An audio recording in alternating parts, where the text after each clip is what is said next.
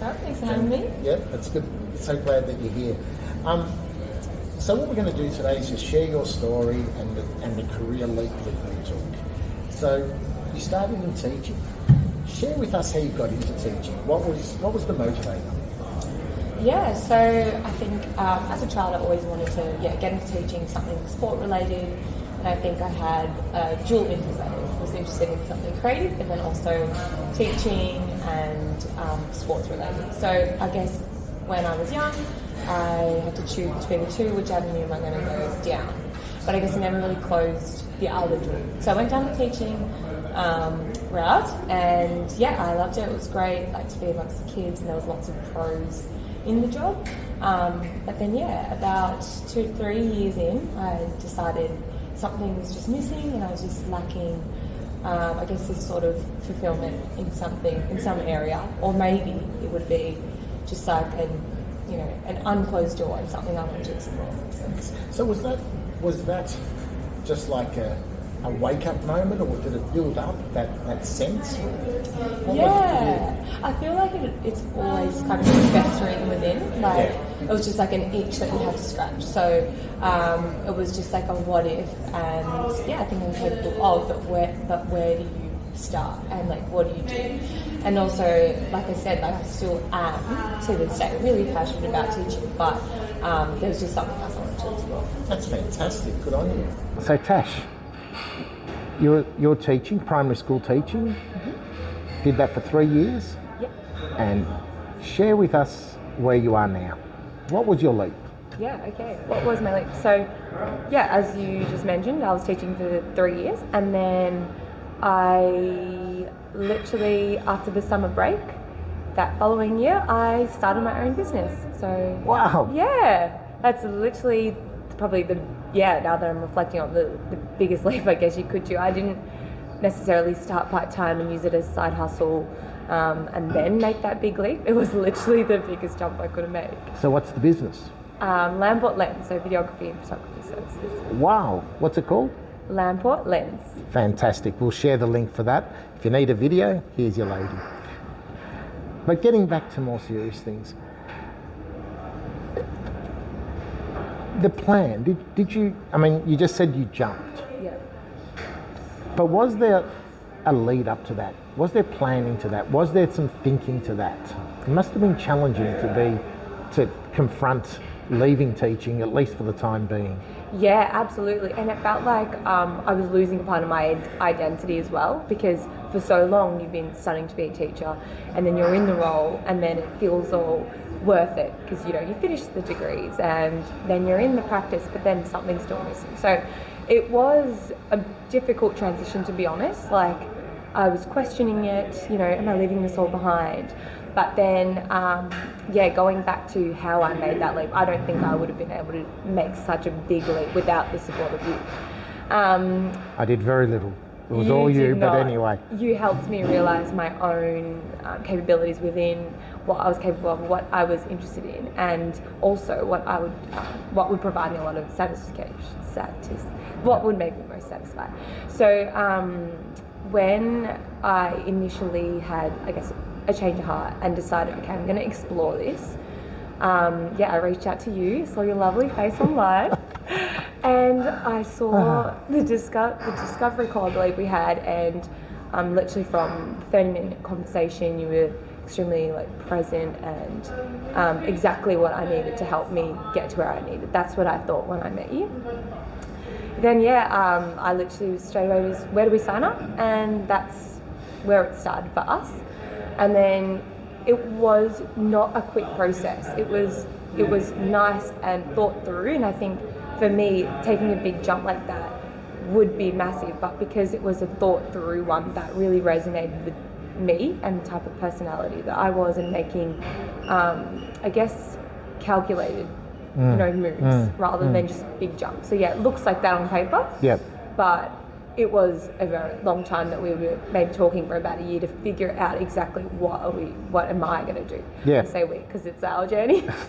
It was an amazing planning process, and there's also investigations within investigations. You sort of did the real estate thing where you spoke to the real estate agents, realised it wasn't for you, tried a few other things, and Yeah. bang, suddenly it just came to you.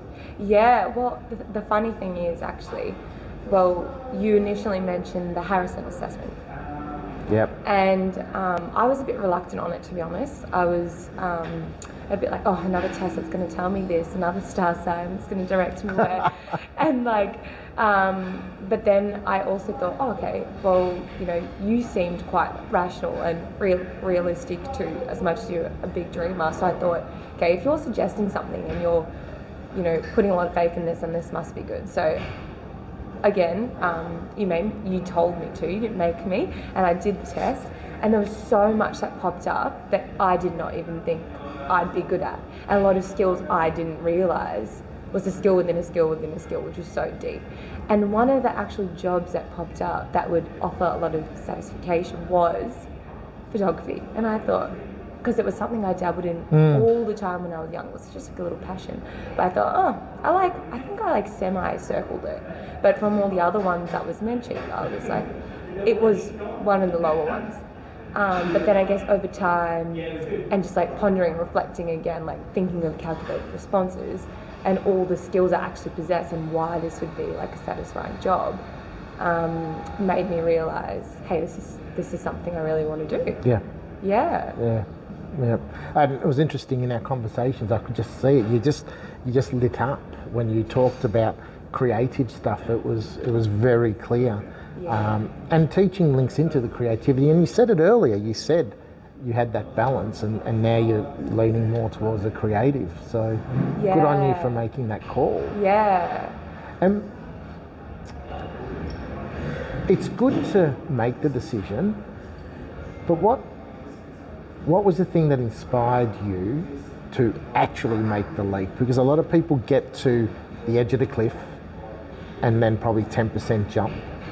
Yeah, I think that like maybe about 3 years ago, let's say, like I wouldn't have done this. So I think that like just with like, you know, age and like becoming wiser and like more resources, and I feel like I was just in a position that I was supported. Which is a big thing that you would always speak to me about, because I can kind of be not irrational sometimes, but like, okay, we'll do it and we'll figure it out. But you always made me come back to like, okay, like what's like, you know, your home life and your personal life, and how can that support you to make that decision. So that was a big thing for me.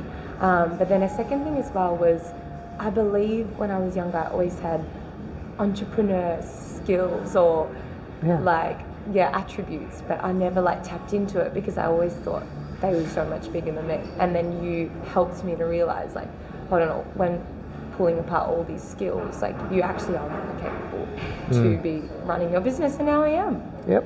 Yeah. And you raise a really important point, because one of the things that we spoke about when you're teaching is although you're still getting enjoyment, it was bringing you down a bit, and the impact that was having on your partner. And then you just said, you know, in our conversations, we kept going back to what's the big picture here. So what is the big picture? How are you feeling about your work? How are things at home? Yeah, definitely I feel like, you know, you spend 80% of your day at your job. And if you're not doing something that you're actually enjoying, that's giving you purpose, then it's obviously going to seep into your relationships, seep into your mental health, your personal life.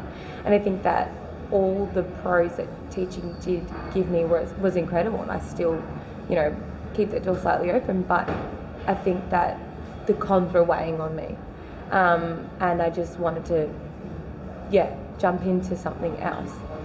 Yeah. Cool. That's awesome. Finally, what are you doing now to make this stick? Like, how is business going?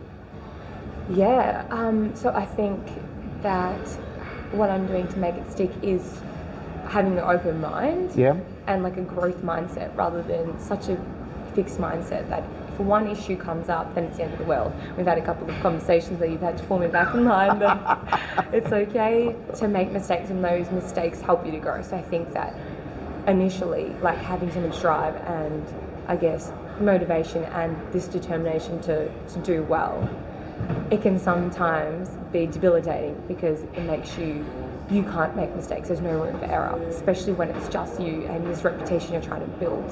So I think just reminding yourself that you actually are human and there is room to make mistakes, but it's how you respond to those mistakes that'll then benefit you. So if there was an issue with a client or some sort of project, it's how do we solve it, which is something that you've ingrained in me, and what did this teach you? So sometimes I'm always like, oh, Robin, this and this, and then my world's over. And you're like, well, what did it teach you? And I'm like, oh, okay, or on reflection, this. And I did do this and implemented this for next time. Great. Okay, cool, problem solved. Yeah. So I think that it's like not as big as it might feel and nothing's quite permanent. So just keep putting one foot in front of the other. So one of the best parts of our conversations is when I get to say, and I say it a lot, so what's the problem? I feel like a little Rob just sits in my head saying that 24/7. Oh, no one deserves that.